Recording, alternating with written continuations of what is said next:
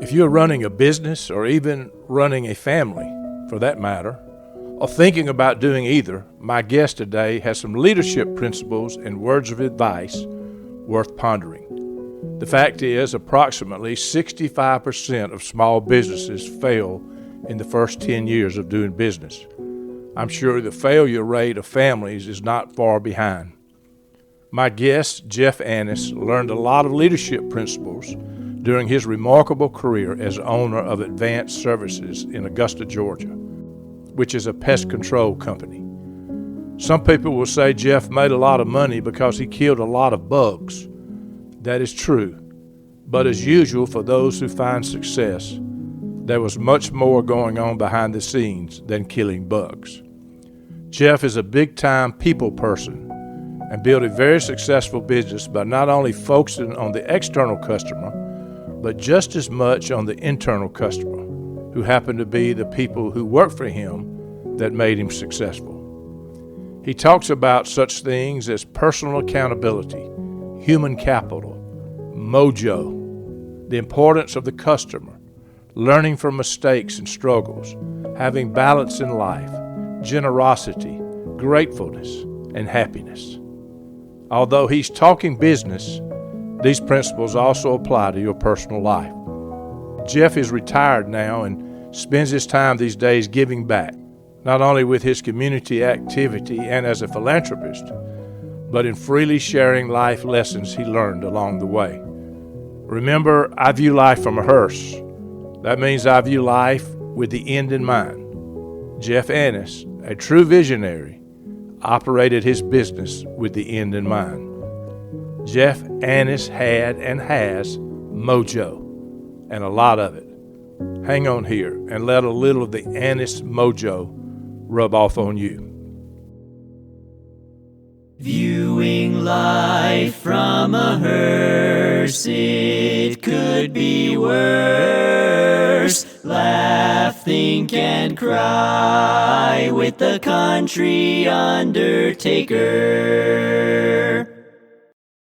This is Bruce Goddard, and you're listening to the View from a Hearse podcast. I've got a special guest with me today from all the way from Augusta, Georgia. His name is Jeff Annis, and you are in for a treat. Jeff is officially retired, if you can be retired. He tells me he doesn't own anything, but I know he's still active in life and active in helping other people understand some of the stuff he's learned by being a business owner. Jeff, thank you for doing this. I appreciate you taking the time out to jump on here and spend time with us. It's a great treat to be with you. I always wanted to be with you, and I wanted to be in the front of the hearse. Not in the back, right? That's right. So I met you, and I know I came to speak for your company, Advanced Services, and you can talk about that in a minute. I think I may have spoken for you twice. Was it just once I've been there or twice? Twice. The last time was 2016, December 16th, 2016. Yeah, so I got to ask, I don't remember, how did you find out about me? How did we get hooked up? Do you even remember? Yes, I do. We were at an award ceremony for the Better Business Bureau, and you were the speaker, Leader in Marketplace Ethics. Right, okay. Yeah, Leader in Marketplace Ethics. We won that award 3 times in our company history, and we were proud of that. You spoke at Westlake Country Club, and I was just blown away by how much you knew about the real life of business. Yeah, it is. I'm blown away by how much you know of the real life of business. So I just want to be sure we clear that up. I've been very impressed. And, interestingly, as speaking over there, I know one time you were celebrating, y'all had done well, and you were distributing money to people. And I got to sit there and watch everybody get these checks, that bonuses that they were not expecting. And it was just unusual company, unusual people, and I really became friends with several of the people there. We've stayed in touch through the years through Facebook or social media, and just great quality folk. Let's talk about you first. And you are the founder of Advanced Services, which is a pest control business that really grew. You in several, if I remember right, you were more than just in Augusta. You were in other places as well, right? In the Augusta area, it's pretty sprawling, but we also, back in 2016, we bought a business down in Baxley, Georgia.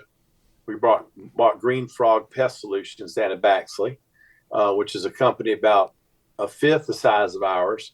And we thought it'd be fun to try to see if we could do something, outside our zip code.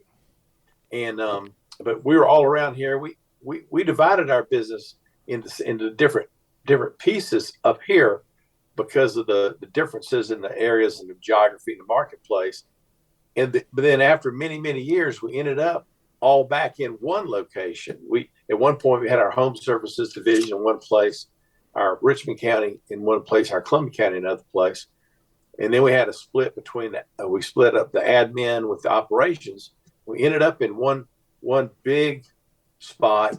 In 2010, Marty Grunder visited, and he said, "Jeff, the famous Marty Grunder," and he said, "Jeff, you need to have one big headquarters location with all your offices and all of your equipment, all your warehouse stuff in one place to be headquarters, so that you make sure you had one company and one culture out of that marketplace." It took us 6 years to accomplish that, but we got that accomplished, and we were glad that we did. It worked very well. Obviously, you put a big premium on people, and that's what I was so impressed that you've got a very high, what I call emotional intelligence, that I've learned in the business world, that I've known some very smart businessmen that have zero of that. And I know you have a lot of, I can be around you 5 minutes and know that. And I picked up on it the first time I was with your company. I think that is huge. It's been, I'm sure, a huge part of your success. But let's back up and talk about first about you. How did you get into business? Talk a little bit about your growing up, your raising, and whatever. I just want to get an idea of who is Jeff Annis. Well, I was one of the lucky kids, Bruce, because I grew up on a little street in a quiet part of town, in the middle of town. And from the time I can remember being able to look out the front door, I looked out the front door and I saw friends and relatives and brothers and sisters and people to play with. And I met a man the other day who I didn't even remember him. My wife and I were at dinner, and he said, "Yeah, I used to play capture the flag with you and your brothers out there in 1965." And it was a great little place to be raised. We knew everybody. Everybody knew us. Everybody took care of each other. I didn't know that there was such a thing as hunger or strife or crime or villainy of any kind. It's just a blessed growing up there, surrounded by wonderful people. A great mom and great dad. But the key part of my upbringing, I think, was the fact that I felt 100% happy and secure. I never thought of there could be somebody who didn't live in a safe, happy, secure, well-fed, well-nurtured, well-loved environment. I didn't know there was another way, Right? because that's the way I knew. And in fact, I'll be honest with you, that's the way I have been so blessed to be my whole life. I've been that way, surrounded by family and friends, people that love me and people that I love, and doing things that I love to do. And that's carried on as far as I can tell, the whole 66 years just about of my life has been that way. Of course, in a much smaller town, but I have a very similar raising. I was in a secure environment, great parents, great town, surrounded by great people.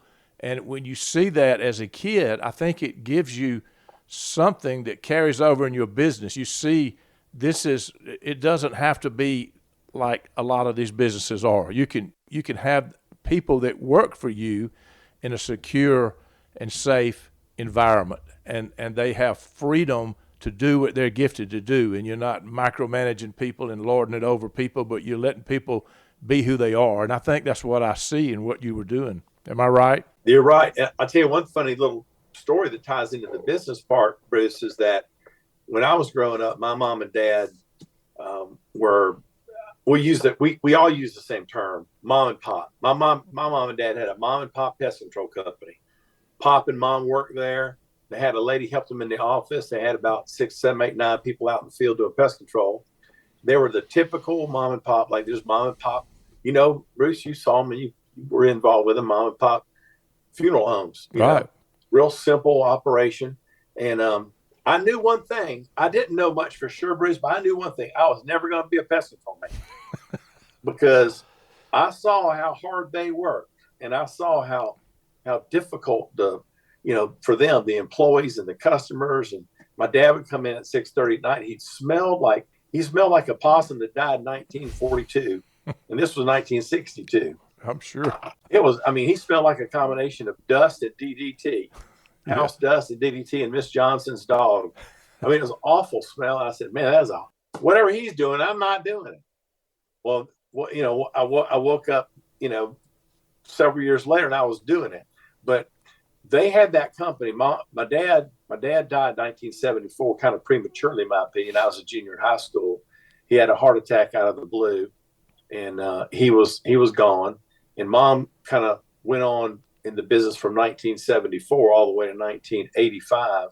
And she finally decided she needed to get out of that business. And so she sold that mom and pop business to some guys.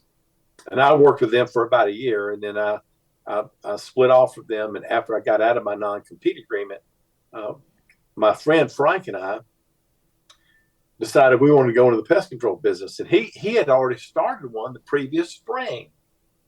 He had started in March of 1986, and he was kind of doing it part-time, trying to grow it.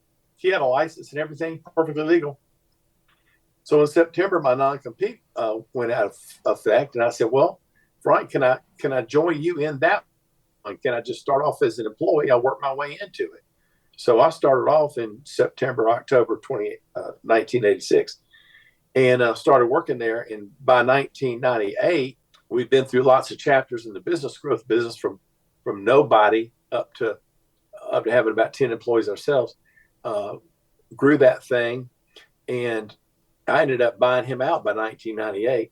Funny thing, Bruce, in real dollars and cents in the bug world, back in those days with those numbers, if you had $1 million a year pest control company, you were probably at the top of the mom and pop zone. And we got there by 1996, exactly 10 years after the year that he started. We got there.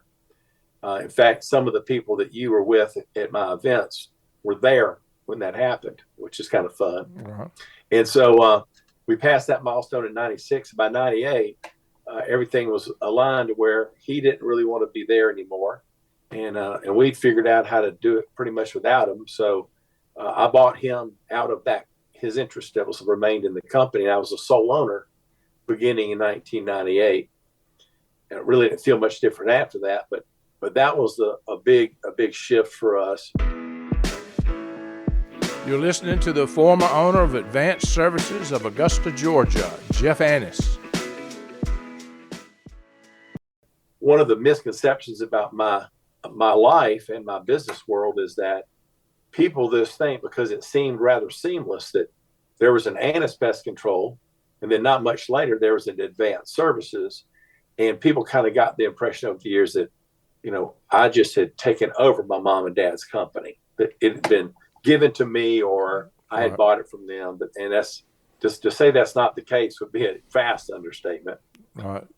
So but I kept on benefiting from the fact that everybody knew, loved, and trusted my mom and my dad. Right. You were able to leverage that people knew them and their knowledge of the business, their reputation, to take it. So, and I don't need to know in numbers, but that business grew greatly over the years after you became owner, right?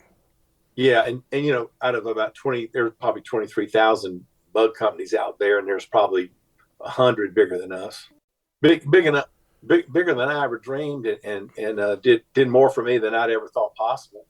And that's another kind of part of that business story, though, Bruce, that you talked about earlier a little bit, was that I had something that we grew there, and you met them, them still from social media and other things.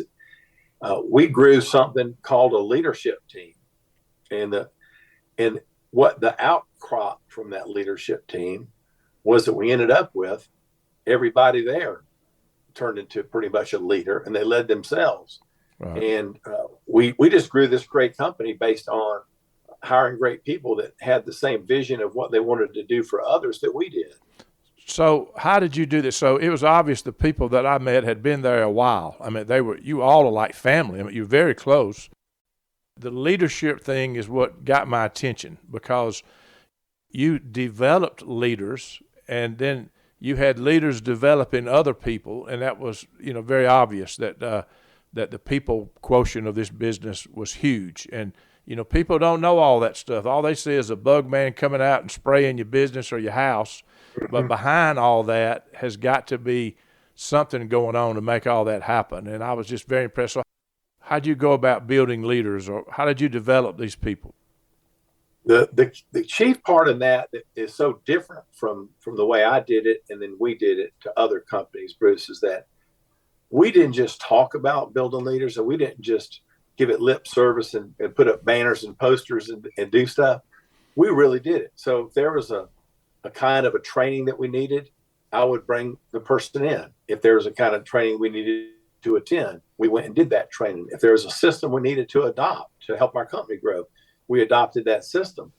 And we put real money. In fact, Bruce, frankly, we overspent time and money on putting our people into position to learn and do better and learn and do more.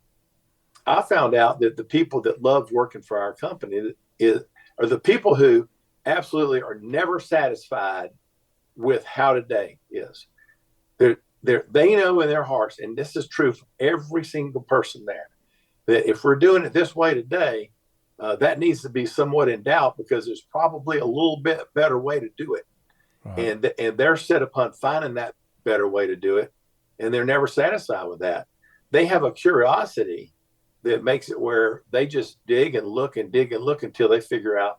And this is true whether it's somebody trying to figure out how to kill your bugs, or trying to figure out how to do something better with the processing of the payroll, or a better way to maintain and retain our customers, how to get more customers, how to make customers happier. They're never satisfied. Never, ever satisfied. So that had to come from you as leading them, because you were that way. You had to be, they saw that in you, and they saw that you were never satisfied. You were always open for new things, and that you empowered them to do their job.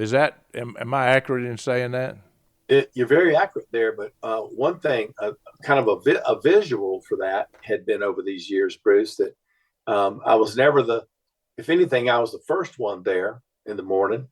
I really worked very hard to be somebody who was modeling to them, doing the best I can in every way to produce the work product and to produce the product that the customer wanted to see, and putting a high priority on the happiness, just the happiness quotient of the team there. I felt like if I took great care of the team, they would take great care of my customers. And we were dedicated to that, to the point to where everyone knew what our bottom line, that we had two bottom lines. Of course, we knew, Bruce, that we had to make money in order for there to be Buck Rogers, there has to be bucks. Right. And so they knew that we had to be financially responsible, but they also knew that we had to be culturally responsible to our team and to our customers and to our community, so that everything that we did brought a broad value. It wasn't just to make Jeff rich, wasn't just make a bonus for the salesman. It wasn't just make some banker happy. It was, we wanted the broadest possible happiness quotient coming out of what we did every day. And sometimes that was hard to do, and sometimes it was easy to do. But we thought that was a great way to operate a business, even if you were just doing it to make money, Bruce. I think if you did that, you would accidentally almost make more money. Right. Because people love and trust you because they see you loving and trusting and trying to make them happy. So that's a huge deal there. If you're a leader listening to this, and I'm sure there's going to be somebody out here, he's setting an example. He didn't come in at 10 and expected them to come in at 8. You heard him. He was the first in and most likely the last out, unless he had something going on in the community. His company's very involved in their community, very much so. What mistakes did you make along the way, Jeff? I know that most of us, when we're in leadership and business, we learn when we screw up, and we make mistakes. Nobody's really a black and white manual of how to manage people or how to lead people. There's a lot of stuff out there, but when you're really doing it, you make some mistakes along the way, and I'm sure you've made some. I don't want to put you on the spot, but I feel like you probably had to have that. Oh, I made my share. I made my share and some of your share, even though I didn't know you that well. I took up some mistakes. My biggest, if and I wonder what would happen. In fact, it might be a fun thing to ask the staff going forward. What did Jeff do wrong? One thing was that I probably was way too slow to get rid of people that weren't doing it right. I was too empathetic for their plight sometimes, and I had a strange numeric way of viewing it, Bruce, and it's okay if all you business owners have to rip me off in the future. I had a saying: they were too bad to keep, and they were too good to fire. And when they, on a scale of 1 to 7, the worst thing you could do, and what really hurt me inside, and I could hardly ever deal with it, is when somebody was a 7. Because, if you average in a 7, some days you're a 9 and some days you're a 5. Right. And they had enough 9 and 8 days to where I loved them enough. But then when that 5 and 6 day jumped up, it would just hurt me and hurt the team. And that was my biggest mistake, because every time, let me tell you all this, every time I went ahead and got rid of Mr. Number 7, I got rid of him, the team would come to me.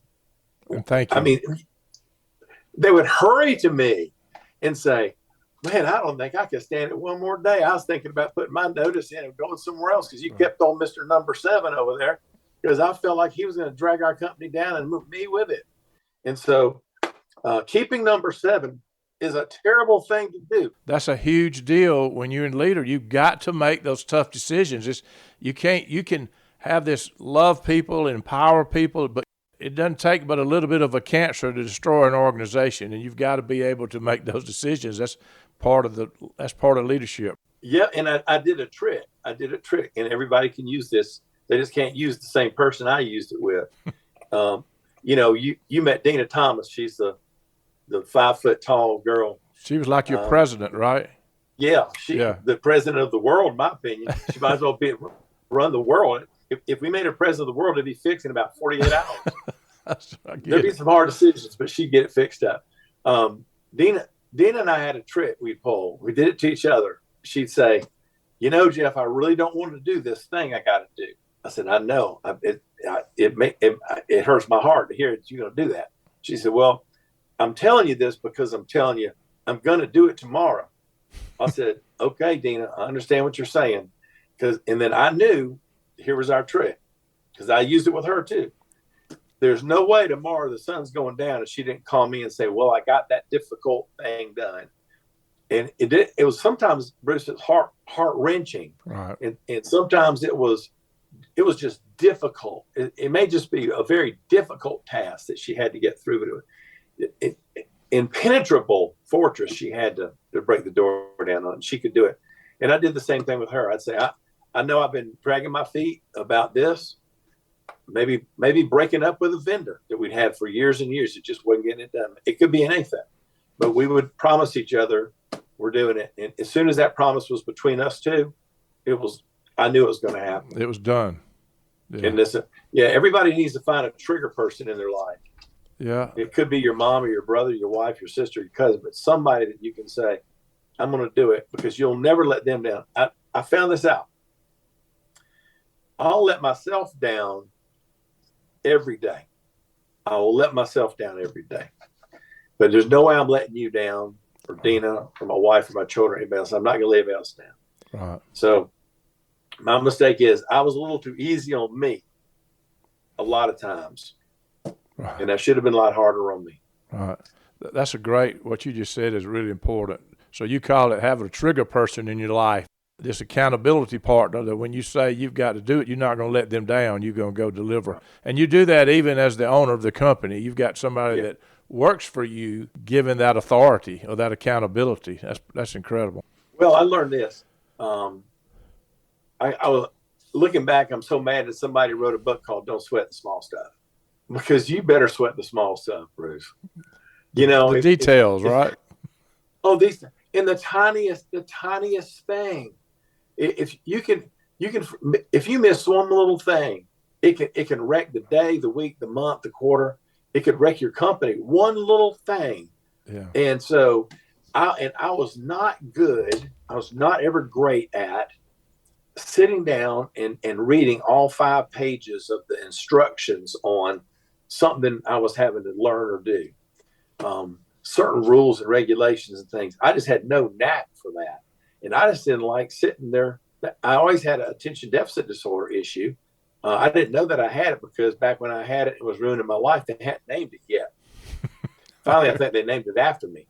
But I didn't like digging down to the bottom of the well to find the water.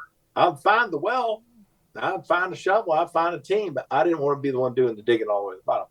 So what I started doing was getting my hands on people who wanted to work in our team, but they were that one that would read that darn thing from front to back, and they always surprise me and say, "Oh, no, don't worry about that. It says right here on page 13."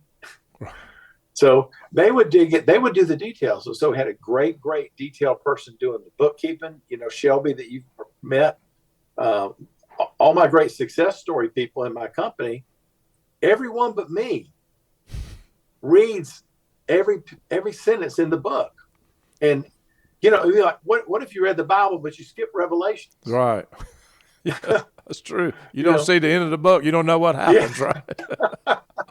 So, getting down to the nitty gritty on every little detail. I like the bigger picture. Right. I'm addicted to trying to see over the horizon. Where are we going to need to be in 3 months or 3 years to make things great?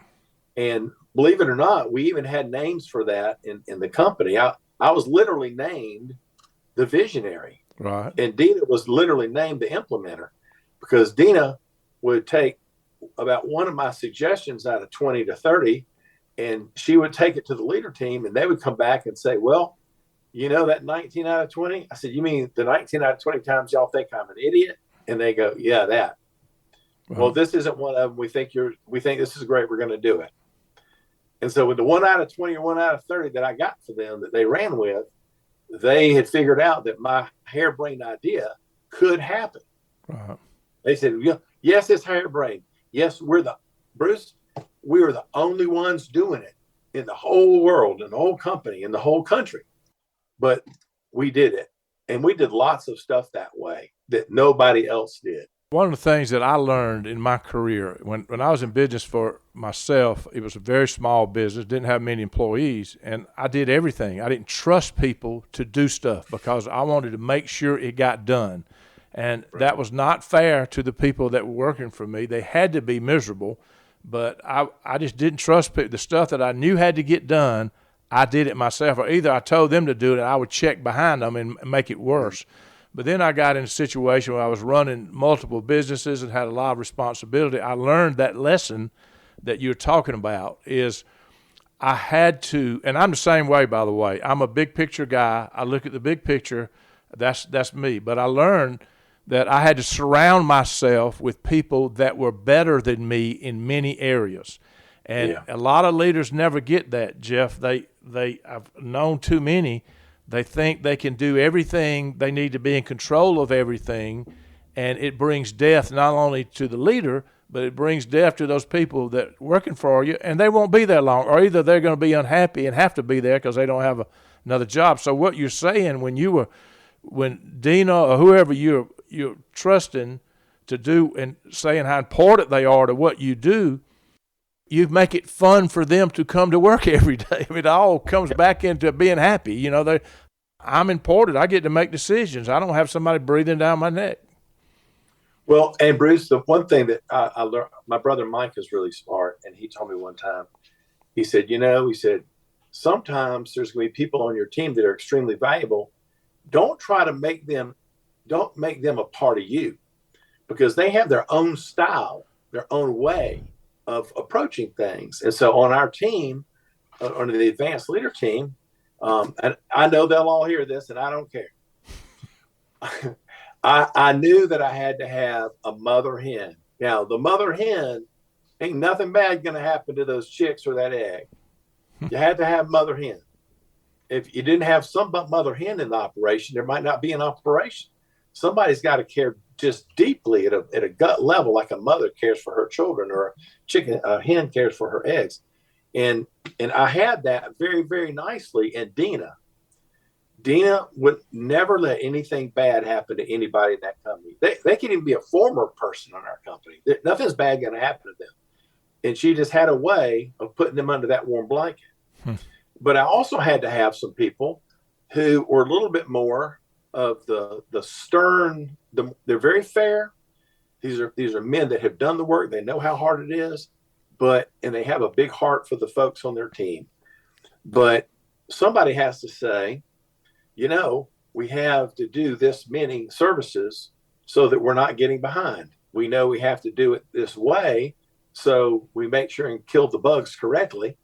We need to do things in a certain fashion so that we make a decent amount of money. And so somebody's got to be the one who's out there pushing that rock up the hill. And I had my Bo Thomas, and he was great at that. And I had Hiro, and Hiro Argadas, he was also great at that. He still is. They all still are. They know how to be the partner and helping them with the shoulder to get the boulder up the hill. Right. They do that. And they don't have my style, and their style is completely different. And that's okay. And that's okay. But you've got to let it be okay. As a leader, you've got to let it be okay. If Johnny said that the way Johnny says it, well, you know what? Johnny's getting the job done the way Johnny knows how to get the job done. And, he's not doing anything illegal or fattening. Right. If it's not throwing you in jail or doing something terrible, then he needs to be his own thing. And then I had the smart people. We had incredibly intelligent people working for me. And that goes against everything I believe in. I get it. I understand. They were all so smart at their jobs. I could tell you stories about Christy and Shelby and Dina and Bo and Hiro and Kevin and all these different people that work there where they just shocked the daylights out of me on a daily basis. And I really tried to hide how amazed I was, because I didn't want them to think that I didn't think that was possible, but they were doing stuff that was impossible. That's amazing. What you're talking about is such a biblical concept that the body is made up of many parts. It's a scientific concept. The body's made up. The thumb is as important as the elbow or whatever, the foot and the ankle and all that. So, and again, there's such a strong lesson, because I know I've worked for people, Jeff, I've worked with people that don't get this, that they are in that position, so they want their hand on everything. They're in complete control of everything, and that's when you lose control. Right. And when you let go and let people hold them accountable, I mean, sometimes you have to get rid of people you're still in charge, but you let people do what they're gifted to do, and it changes the whole culture of your organization. You're listening to my friend Jeff Annis from Augusta, Georgia. Among other things, he's about to talk about the importance of the customer in his company. Jeff, I also know that I picked up on in meetings with you guys, or when I was with you a couple of times, you're very customer-oriented. I mean, that was a big deal. I mean, you guys went out of the way when you got a customer call. I'm dealing right now. I got a place at Lake Oconee with a trash receptacle service, and I can't even get them to. You get on line and you're supposed to give them a message through the portal. You can't get a human on the phone. They never get back. I've sent 2 messages. I don't know how they stay in business. And I know you were very in tune to knowing that you would not make a dime if you didn't have customers out there calling your company or using you, right? And how important was that? How'd you build that culture? Well, one thing we did is very unique, Bruce, in our industry was we thought if it was important that we would measure it. And I mean, by measure, I mean, it's a number. Somebody around that leader table is going to talk about that number every week. And so we talked about our customer retention percentages, and we talked about the satisfaction thing. And with us, the satisfaction would be, Bruce, how many times does Miss Johnson have to call me and say, get back out here, my bugs are still happy and running around. Right. So every week we talked about that number. And we also, every week, we talked about the number of customers that defected from us. That basically, now if they moved out of town or house burned down or they got a divorce and they had to quit the service, that wasn't a problem. But if we had somebody who left us because they were mad at us, oh, we were on that big time. But we found out that what customers love, Bruce, they love communication. Just the right amount, not too much, because then you're a bother, and not too little, because then they think you don't care about them. And so we found neat little ways where our technician, for example, would text the customer and let him know if he was late or if he was early or if he wasn't coming that day because of something. We got all our customers' cell phone numbers. We got all their email addresses. We also let them dictate to us if they had certain things about their house, like don't go in my backyard. I've got a dog will eat you. I don't want to find an eating pest control man in the backyard. But we customized. We had a lot of customers, but we made sure that they felt like that we were still a mom and pop company and that we cared about them. So, the world today, Bruce, if you go into the Waffle House, one thing we love is we can either get cheese in our grits or not. Well, what they teach us, if she doesn't like cheese in the grits, don't put cheese in the grits. Well, we're that same way. We customized everything, and that made customers help them love us. But I'm going to tell you another secret. Again, you're hearing from Jeff Annis, and you're about to hear about the importance he placed on being outwardly focused, as in giving back to others in his community. People think that we're just nice guys, and we got all this community stuff like leukemia, lymphoma, and we were the corporate fundraising, champion several years, and number 2 and number 3 several years, and we sponsored the American Heart Association. And I'm not bragging, but I mean, one year we spent $25,000 on Heart Association stuff we did. And we would be there. We'd be at the meetings. We'd be at the fundraisers, be on the walks. We would be there. Big team, T-shirts, everything. And our company was full of people, Bruce, that thought there was more to bug control than killing bugs. Right. They thought, well, wait a minute. We care about leukemia, lymphoma patients, and we care about, solving the heart problems out there in the world. And we care about a lot of other stuff than just making money and killing bugs. And so we'd have darn near 90% turnout for company events where we were doing something as a company. That they all joined in with us. We're more than bug killers. That retained customers too. Oh yeah, there's no question. So that it couldn't hurt it. It couldn't hurt your business, but your motive was to just make sure your people knew that life was more than just your business, right? And that you were giving them some kind of balance in life. I listened to a TED talk you gave, and it was incredible. And for you that are listening to this, if you want to send me an email or whatever, I can send you a link to that. There's a couple of words that you use, Jeff, in there, and I know we've already talked about one of these things, but I want to let you talk about a little bit more. Is this thing called human capital, and you were talking about that. Give me your insight, and give us your insight into that. Well, the human capital is the part where, we all know well enough we have a balance sheet, and that balance sheet's going to have numbers on it. The human capital is not listed anywhere on your balance sheet.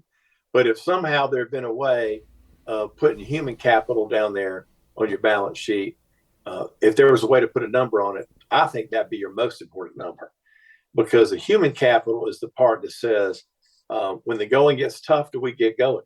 That's human capital. And the human capital is also a requisite to how much you've invested as a company and as a person. When you're close to your people and your company, and your team is close to your customers, and your customers feel like they're part of your team, they feel like you're part of their community, that's all human capital. It's what they feel when they see your logo. It's what they think when they hear your name.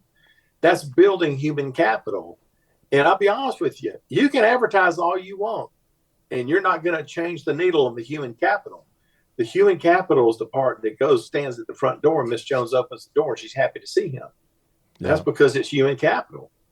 And I think that the human capital investment is the part that we're really losing in the big corporate world, because it's not down there on that sheet. If we go to sell our company, which I already did, but if you did, there's not a place on there for human capital. But I'll tell you what I do know from all the times I've been adjacent to people buying and selling companies.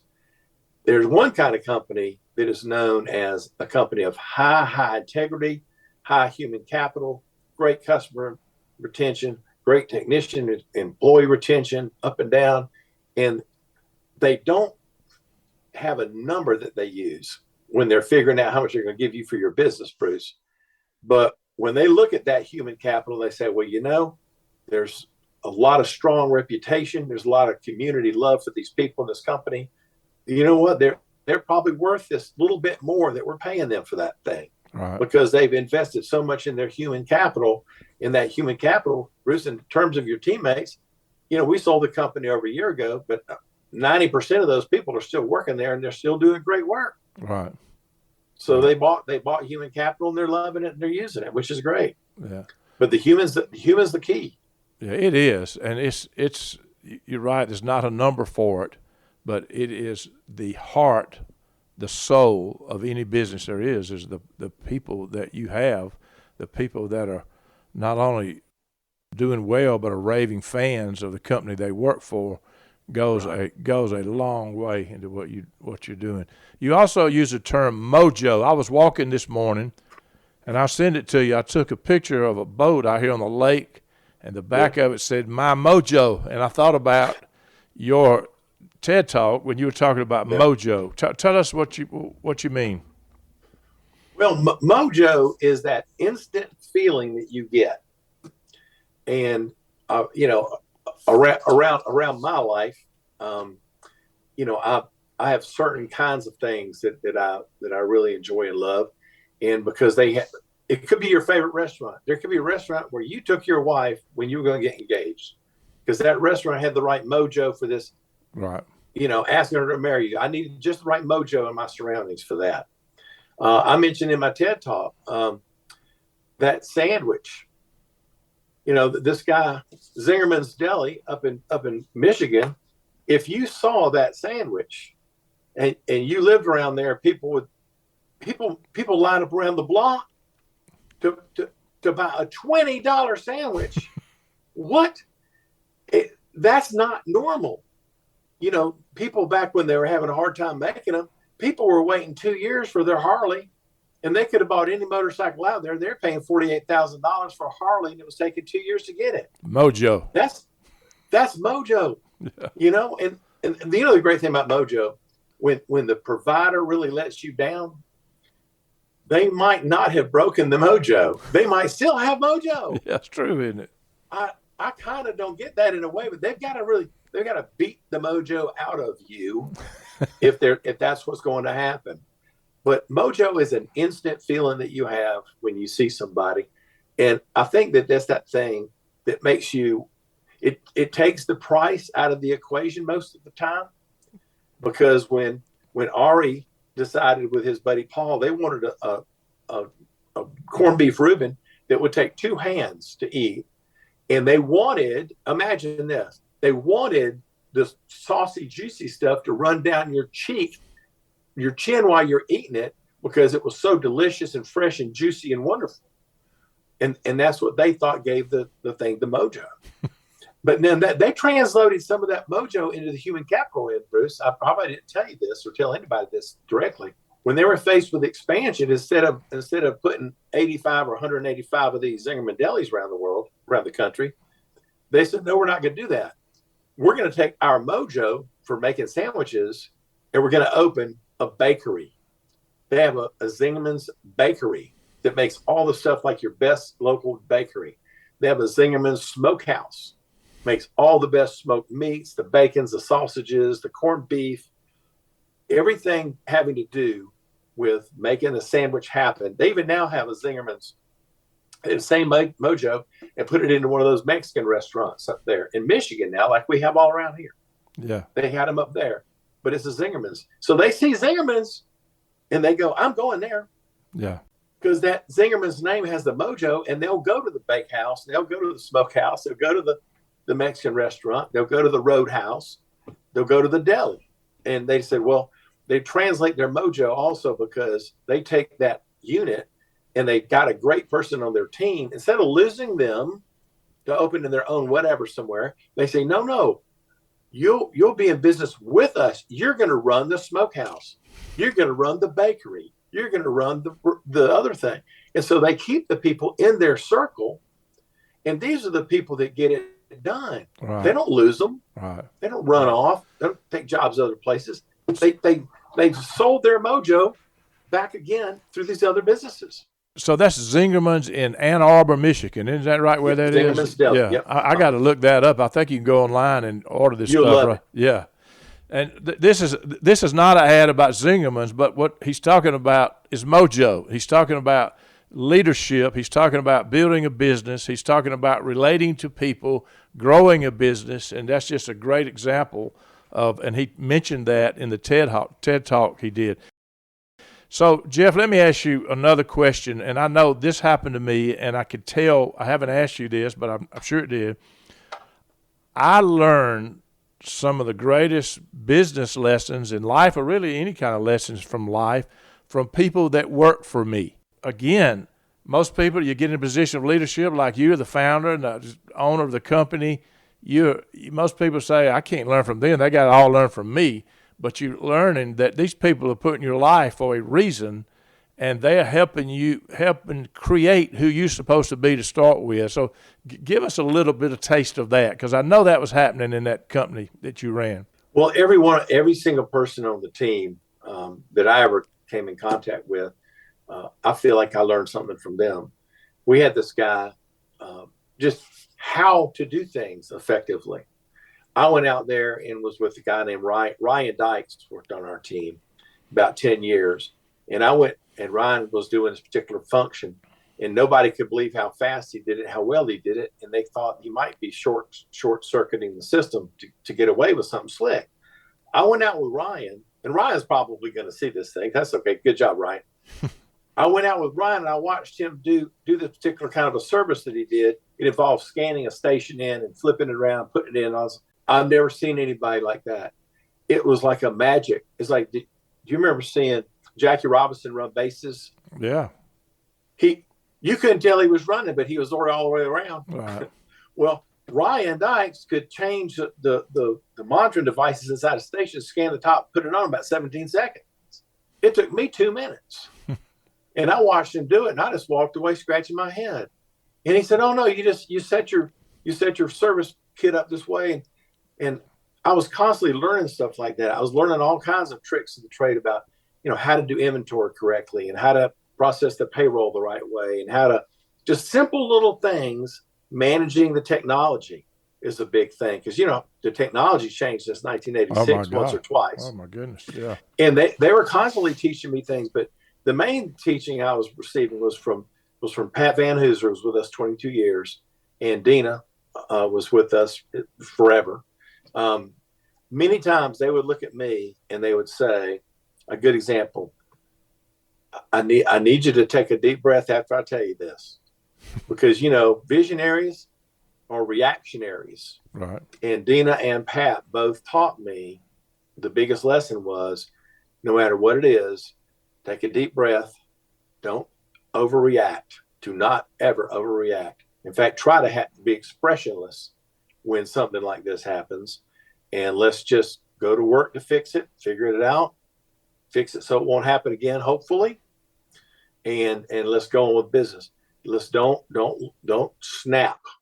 Because Bruce, there's a lot of snapping can go on in this business world. Oh my goodness. When you got 100 things coming at you at one time, I don't care who you are, but I had an assistant that worked for me for years, Wanda Griggers, and I got to the point where if I was in the office, I was traveling a lot, but when I was in the office, if I had a tough something I was dealing with by email, I would say, read this.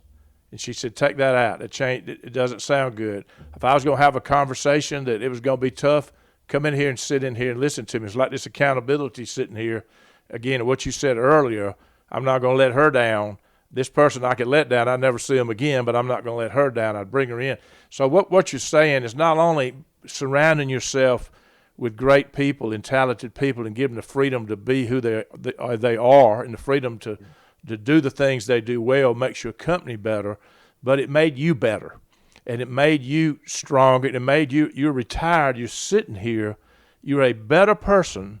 I know you're doing a lot in that community. You give a heck of a lot of money away. You're a philanthropist in the Augusta area.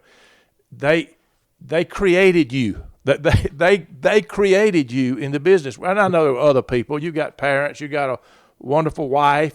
They created you. You know that. And not only they help you your business successful, but they made you who you are.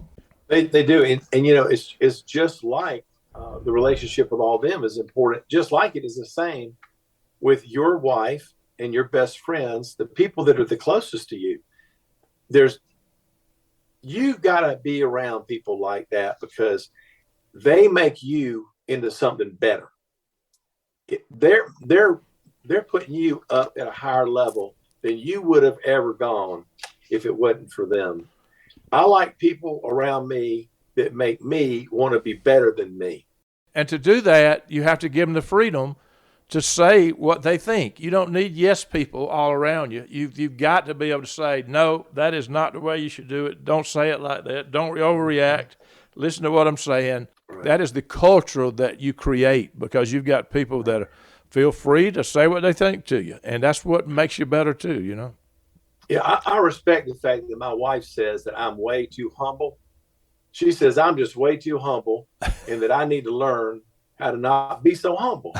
And so I'm trying very hard to just rein it in because I know she loves a humble man. Why don't you talk about her? Talk about your wife. Well, she's the greatest improvement I have ever discovered. And she's one of those people who she really doesn't even have to say much because I think if you let it get to the point to where she has to voice it, it might not be good. But I've never made her do that because I can tell by the look in her face if I'm going the right way or the wrong way. But she's one of those people just makes me want to be a better person than I really am. You've also got a couple of kids too, right? And so Oh yeah, I've got them all over the place. We got them from Singapore to Martinez. So this other thing that's so important is leadership is giving people this balance in life to know that you already said it. It's not just about this business, about the community, but it's also about their family. And you've got to give them the freedom to know that their family is more important than advanced services. Oh, that's so true. You know, I don't think we wrote this down anywhere or put it on a wall, but I'll be honest with you. We, in our leader team and in our culture at work, we had kind of this rule that said, you're not going to be the one that missed the Little League game. You're not going to be the one that missed the piano recital. You're not going to be the one who they looked out there to see if you were out there when I did something good and Daddy wasn't there. He was out there doing his job. We really thought that there's always going to be find a way to work around. It's a workaround. We work around that. The best employees I ever had are those that understand that you can have balance in life. When I was working for myself, being in funeral home, small town, but I was on call 7 days a week, 24 hours a day, and I'd get a call. I was coaching Little League. I'd have to leave. I'd miss a lot. Christmas Eve, I'd get a call. I'd have to leave.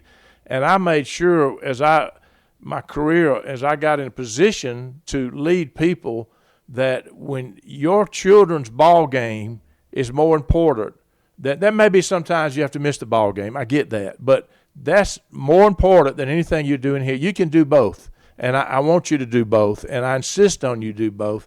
And so it's just so very important. Jeff, one of these days, maybe, and my goal has been with this podcast, when you get this stuff recorded, it's out here forever. And I'm hoping that years from now, when you and I are both kind of old guys here, we're going to be dead and gone, but somebody that knew us and loved us, we're going to be listening to us.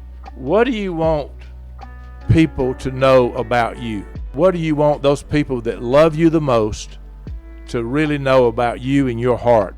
I would want them all to know how grateful I was that they were my my friend, my child, my wife. Right. You are very grateful that God put you where he did, when he did, and you've had a heck of a run. Well, if you always come from gratitude, I don't think you can ever be a victim. Yeah. I feel like we don't deserve it, but God comes in and heals us. He takes care of us. And I feel like that's where the gratitude should go to, is that we don't do it. Everything we have is a gift. Isn't that and true? we should be grateful. Isn't that true? No matter where you are in life, you don't have to be a successful business person to feel grateful. You don't have to be a person retired and whatever. You can be right in the heat of it. Everybody has got things to be grateful for. My wife used to make a list about once a week and just write down the things she's grateful for. When you do that, it kind of changes your perspective, doesn't it? Everybody's got a list. That's for sure. Well, Bruce, when we were starting this business, people say, wasn't it hard starting a business? Well, I very, very, very well remember when it was never 72 degrees. It was either 72 below zero or 172 degrees. And I'd be out working and sweating just like my daddy, smelling worse than my daddy. I mean, it was horrible working conditions a lot of the time. And I worked awful lot. And I literally was living a workaholic life. But people said, wasn't it hard? Didn't you use, this is the funny part. They said, you sacrificed to get to this. No, I never thought it was drudgery. I never thought it was that unpleasant. I always knew that I was supposed to be doing it. And I couldn't make myself dislike my day-to-day job functions, no matter what they were. I never did dislike them. Wow. And I don't know that now you talk about a gift. I know most people that said, boy, half the days I went to work, I just wished I had an excuse not to. Well, I never could or would. And I look at that time too as I had the least freedom. I was completely I was in the shackles of growing a business, trying to make enough money to make the house payment, keep the lights on at the house and the business, make payroll. I was completely in the shackles of having to. Bruce, you remember? Oh yeah, you had to. Oh yeah, no doubt. And I grew my way all out of that, but I still don't remember feeling any kind of regret or lack of happiness. I cannot remember any regret or lack of happiness during the hardest time that I had. That first 10 years was the hardest. I never was unhappy. Most of the people out there, business people, especially small business people, they struggle. They really struggle. And most of them, Bruce, never seek out help. They don't know how to help, how to get help, who to ask them to do for help. They just don't know where to go, what to do. And I think that one of the luckiest things I had about me was that when I needed some expertise, when I needed some guidance, when I needed to borrow some Mojo, I always had people that would say to me, Jeff, go see this person, go take that course, go to this organization, call your CPA, your attorney. But more importantly, hang around with other successful business people. Only about 1 in 20 is truly successful. Wrap yourself around their leg and don't let go till you find out what they're doing and how they're doing it, where they're getting guidance and help. I'm a big believer, Bruce, in things like, I love things like Vistage. I love groups. I love any group, business groups, industry groups. Get around good people that know what they're doing, and listen to them, and you can do it better than them. But get help from other people, and don't think that you're the only one that can build a mousetrap. There's a lot of people out there that can help you and model for you and show you what to do. Don't just sit there and suffer. Find help.